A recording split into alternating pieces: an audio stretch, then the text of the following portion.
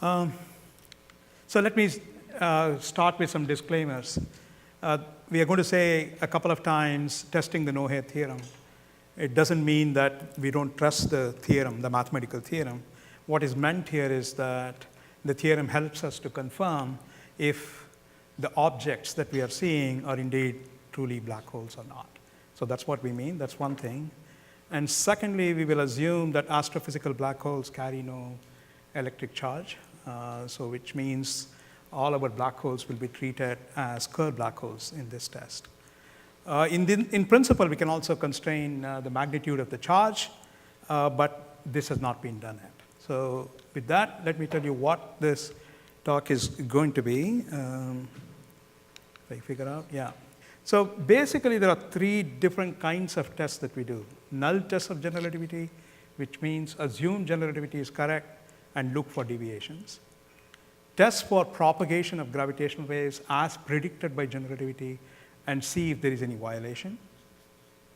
And thirdly, test for the black hole hypothesis of LIGO'S detections. Those are principally the three different things that we are going to be looking for. But let's start with why binary black holes are such great test beds for general relativity itself. The answer is contained in the coupling constant between curvature and the matter stress energy tensor. The coefficient here, which I wrote in an unusual manner as 1 upon kappa, because kappa has dimensions of force itself. It's about 5 times 10 to the 49 dynes. And in order to produce any significant dynamical curvature, you need to have stresses that can beat that force. In other words, if you look at what kind of accelerations are needed, it turns out particles should be moving almost close to the speed of light. The second hint comes from the luminosity in gravitational waves. I have written the formula, in particular, the dominant term in the luminosity from binary black holes or binary neutron stars, but it is pretty much a similar formula for almost everything, where you have an asymmetry parameter, which is this 32 eta square upon 5, where eta is the symmetric mass ratio for a binary system, and c to the power of 5 upon g, and that fundamental constants combination has the dimensions of luminosity. And it's a very steep power of the non-spherical acceleration or velocity in the system, so v by c to the 10. In the case of binary black holes, as the system sweeps through the detector band, that v changes by about a factor of 4, not a lot, a factor of 2. So that's about 2 to the 20. Sorry? Ergs are? Per second. Oh, sorry, of course. Thank you. That's a fundamental mistake. So this is, it changes only by a factor of 4, but that's 4 to the power of 10 or a million times it shines up. Just over a few seconds or even few tens of milliseconds, the luminosity could increase as much as that. So that's the reason why they're very good test beds. And the ones that I'm going to talk about are, as I said, null tests of general relativity and tests of alternative theories of gravity, and including propagation tests.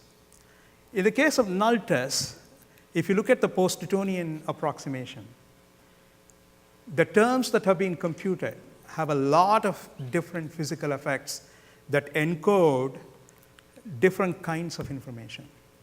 There are tails of gravitational waves, the asymmetry in the masses, the spin-spin coupling, the spin-orbit coupling, hereditary terms, precession. In principle, many different physical effects are present in that post-Newtonian expansion, namely the Fourier transform of the waveform that we use in our detection and characterization consists of these post-Newtonian different terms. So that one there is just a reference phase. That's not important. That's the time of arrival, which helps us to determine the position of the source on the sky. And next, everything else contains intrinsic parameters. These are the masses and spins of the binaries. And they are the ones that we are going to test, whether the signal is consistent with as predicted by general relativity or there is an extra hidden parameter. So the way we test this null hypothesis is to say, okay, there is a non-zero term present, a non-zero coefficient, in addition to the general relativistic one, is it present or not? So this is an example for the dominant one here, and similarly, every parameter can be changed in the same manner. And for GW 150914, the first detection, these were the limits that were set up by the first detection. For the second detection, it's the brown one. And you can see for the brown one, sometimes, even though it is lower signal to noise ratio, for the different post-Newtonian orders, it is often better compared to GW 150914, the higher SNR, because we have longer in spirals, we can test the post-Newtonian theory better.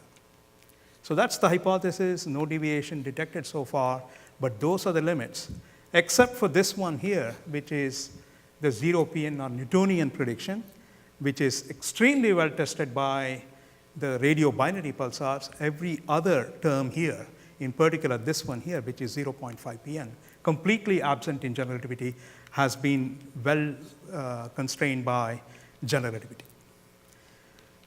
So the next thing one can do is to not just do this test in the in-spiral regime, but also work with phenomenological templates that we use in our parameter estimation and detection to see if they deviate, the in-spiral merge or ring-down signals, they deviate from general relativity.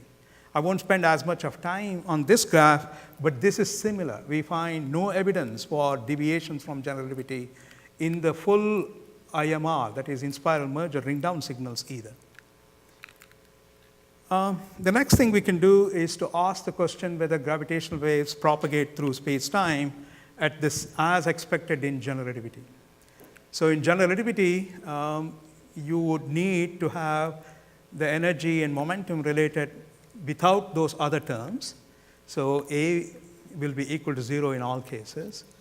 But if there is a departure from general relativity and gravitational waves disperse as they propagate, they can propagate superluminally or subluminally, then we are sensitive to that because the different frequencies arrive at different times, and the phase that I showed you in the beginning will be modified.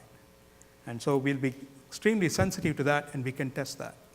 And one of the outputs of this is we can bound the graviton mass, and with the January event of last year, we could constrain the graviton mass to be less than 7.7 into 10 to the minus 23 in MC square units. So in addition to that, for other values of alpha here, the constraints are shown in this plot. They correspond to the different values of alpha here correspond to different massive graviton theories. For instance, there are massive graviton theories for which alpha equal to 0 that already showed, multifractal space-time, doubly special relativity, and so on. These constraints are admittably not as good as some of the other constraints that come from electromagnetic observations, except in one case, which is the superluminal case corresponding to, I believe, this extra-dimensional theories. In that particular case, this is a new constraint. Until Virgo joined the run in August, we couldn't have measured the polarization of gravitational waves, because in order to reconstruct gravitational waves incident on our detectors, we need at least 3 detectors. If there are more detectors, we can constrain alternative theories of gravity by looking at other polarizations. In general relativity, there is tensor mode, which has a plus mode polarization and cross mode polarization. This is just the antenna pattern showing you maximum sensitivity of the L-shaped detector orthogonal to the plane of the detectors. And in some directions, there is null, but if you have vector modes or if you have scalar modes, the sensitivities are different. So by exploiting this, we can ask the question whether what LIGO and Virgo detected with the binary black hole event of August 14, 2017, we can ask whether that was purely from the tensor modes, or purely from the vector modes, or purely from the scalar modes. This is an exercise that we can do. However, what we cannot do is whether it's actually a mixture of these things. Who believes whether this is, the gravitational waves are purely vector modes? I don't think there is anyone, but this is what we can do. And the results are shown here for how gravitational waves would alter a ring of test particles due to these different polarizations, the vector, tensor polarization, vector, and scalar. And this was done, and the computed base factor for purely tensor modes as opposed to purely scalar modes, and also purely tensor modes versus purely vector modes is what was done. And compared to purely vector mode, purely tensor mode is favored by a base factor of 1:200, whereas when you compare a scalar mode here, I think this has to be scalar mode, compared to purely vector mode, it's 1:1000. So the three detectors, as I said, have very poor sensitivity for a mixture model, so we need to wait for future detectors to really test an alternative theories of gravity that has both vector and scalar modes, in addition to tensor modes. The next thing that one can do, in addition to the propagation that I described earlier, which changes the mode, a direct test of speed of gravity. And this was done for the first time by Neil Cornish and others. Basically, gravitational waves, as they propagate from one detector to another, they take a certain time depending on what directions the waves are coming in from. They would, let's say, arrive at Livingston first, and they have to be at Hanford within 10 milliseconds. If they're not, then they're traveling at speeds less than the speed of light. So that was carried out by using the first three detections, and they set a limit between 55% of the speed of light and about 140% of the speed of light for gravitational waves. But it was spectacularly improved after. I'm sorry? I know. I just had to show the previous one. I mean, it's there in the literature.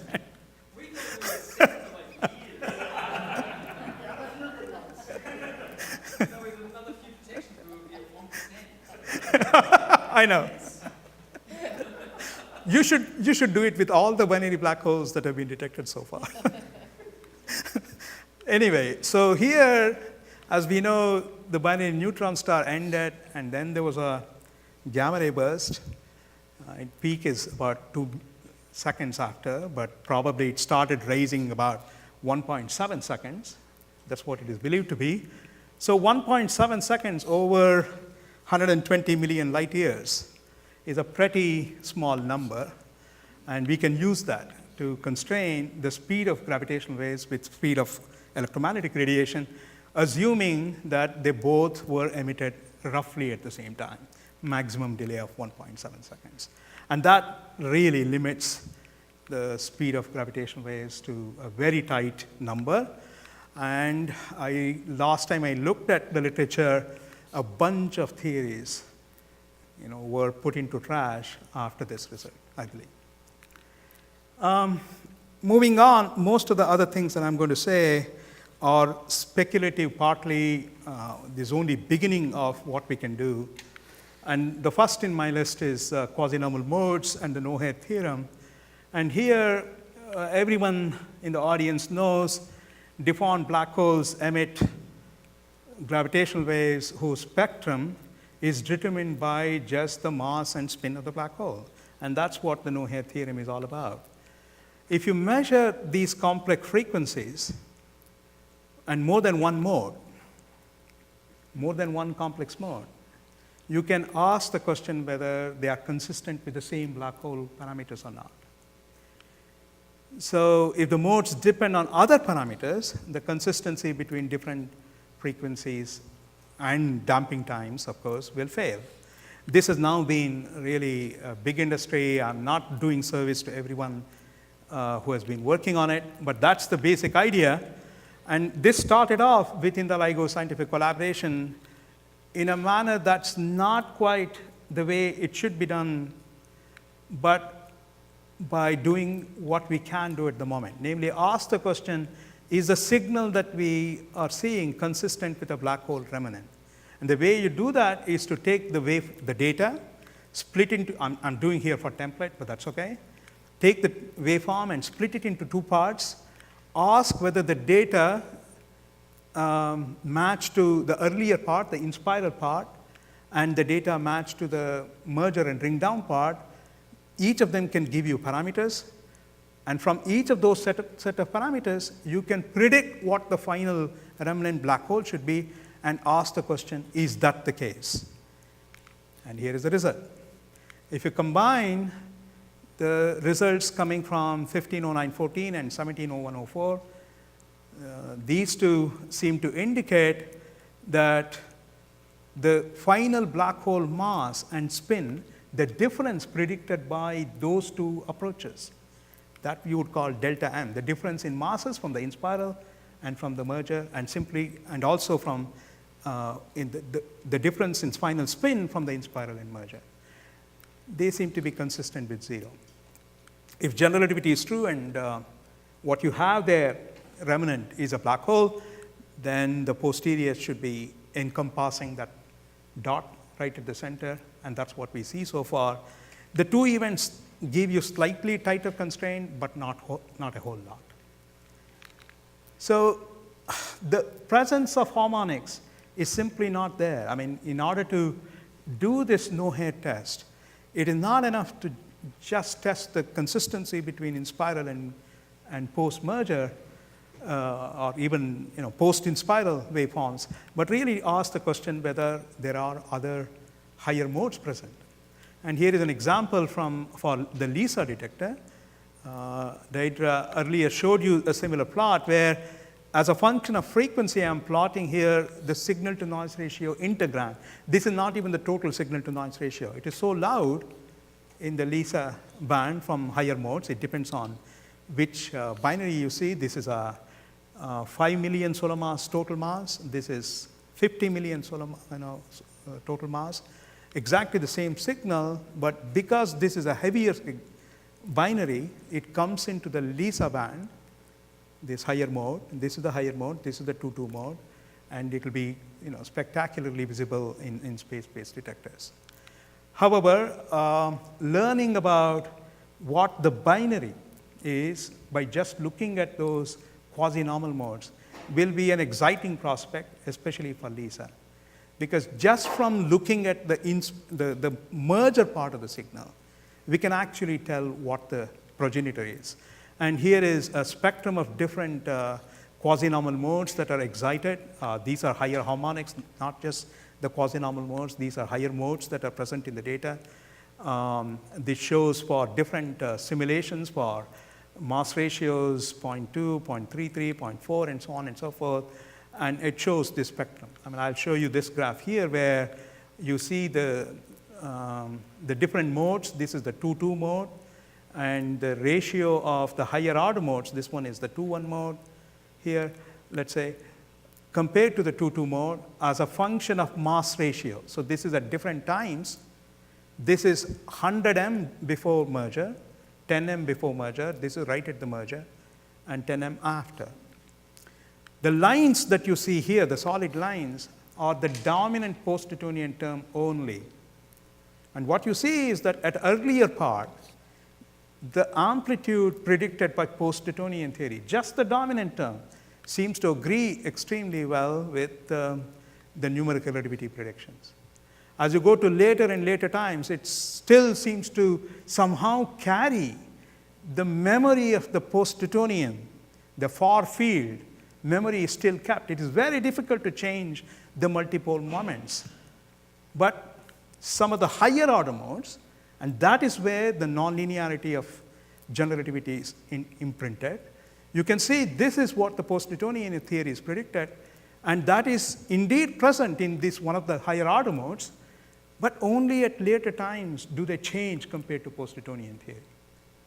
So the secret to really understanding nonlinearity of general relativity is to look for very high order modes. These are sextupole, or I don't know what is the term after sextupole, or modes like that that carry.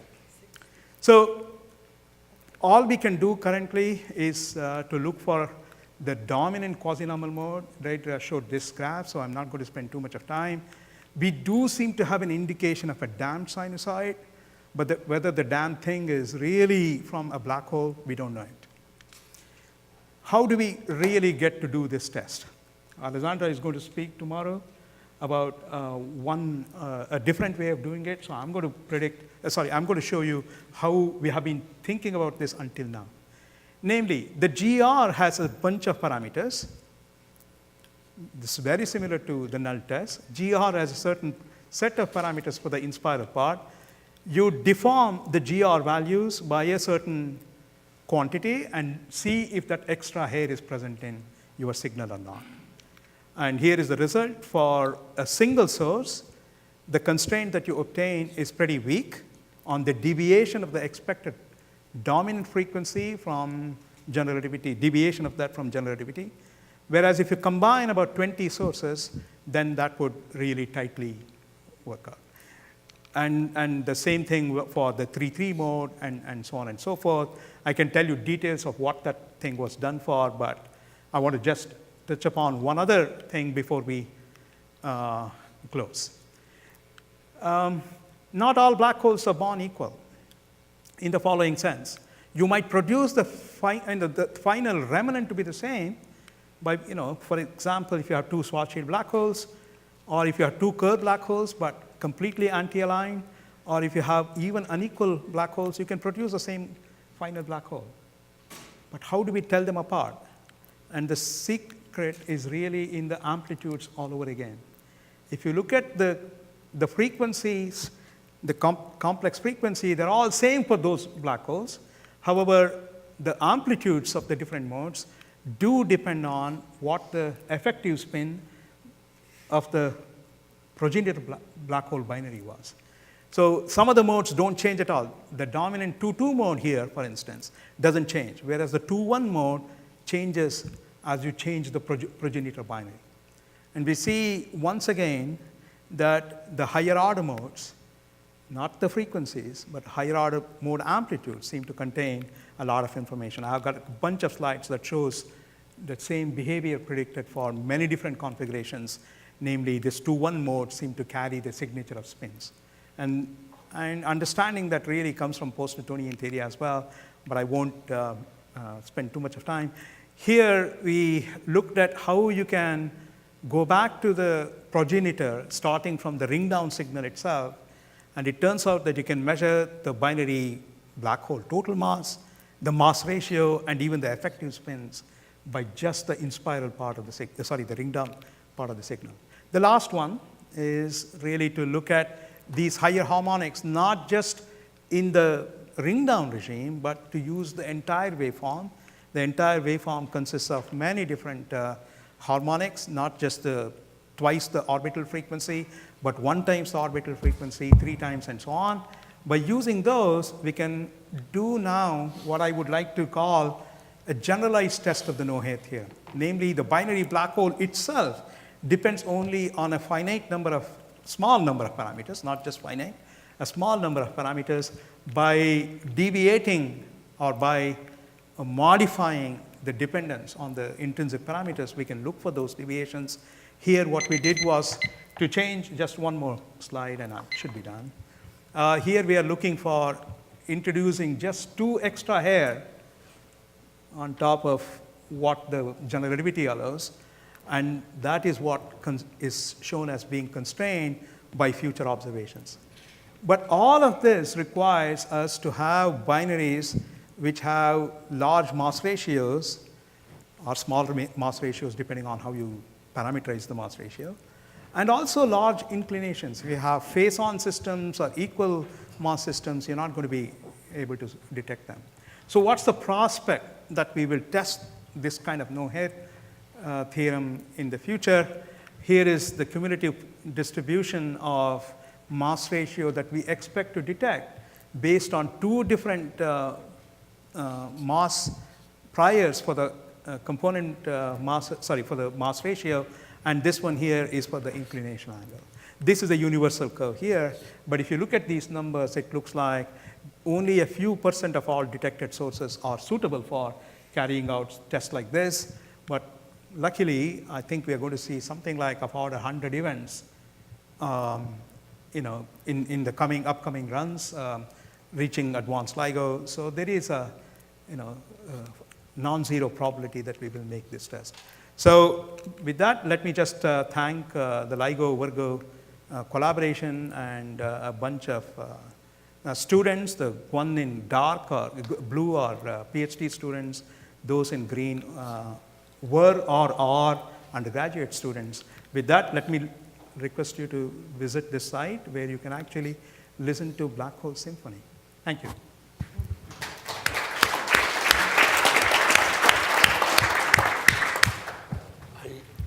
I used to think that Bangalore was a place. It is. But now I know it's a person. No, it is not. Okay. Thank you for asking that question because I get to clarify my name. Bangalore is not my name. Oh. It's only my initial, what we would call in South India. I know Ramesh is laughing. That's what I read on the sheet. That's all I know. I know so Bangalore is the place of birth. It's a part of the initial. Sathyaprakash is by both first name and surname. So that's it. Anyway. Nobody calls me Bangalore in the world except people who, yeah. I'm sorry. No, that's okay. No problem. All right. Anyway, let's have a question for, what are you known as? Satya. Satya. Yeah. Oh, okay. Yes, great. I asked my neighbor and she didn't know, so I'm going to ask you. Could there be enough black holes ringing in the universe to give you a background?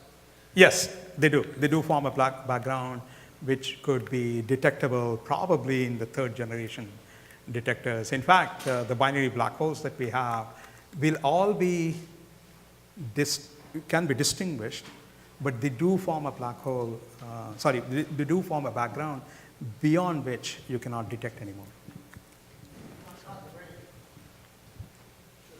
Oh, sorry. The question was ringing.